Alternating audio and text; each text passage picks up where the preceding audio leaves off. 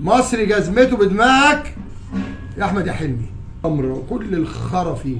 احمد حلمي من ايام ما كان شاب فقير جاي من بنها، والفقر مش عيب، انا جاي من شبرا الفقر العيب. وجه سكن في داير الناحيه في حاره كده في اوضه، وبرضه ده مش عيب.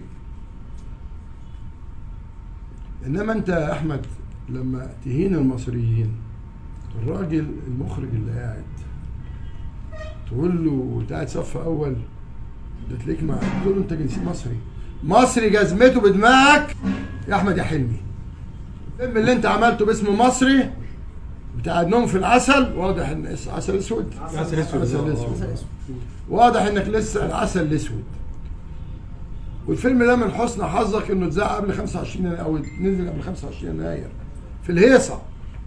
ازاي تهين مصر والمصريين؟ ايوه انت هينتوا، انت احرجت قدام الدين يصور. وبعدين فين؟ في مصر؟ هنا في مصر؟ لا، في السعوديه.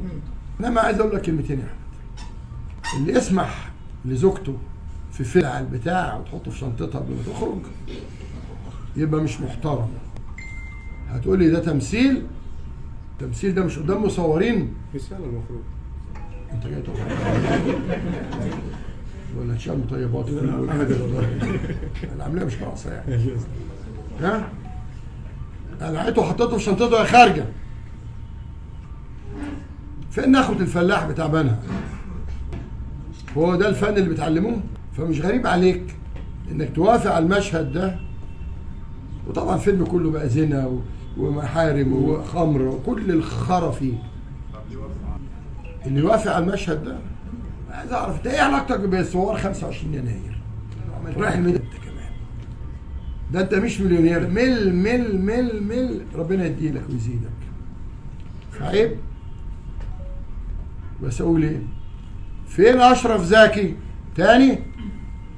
وانا امبارح قلت لك انت مش عارف تلم البت ولا الواد اللي اسمه اسلام جمال ده اللي عمل عمليه تحول؟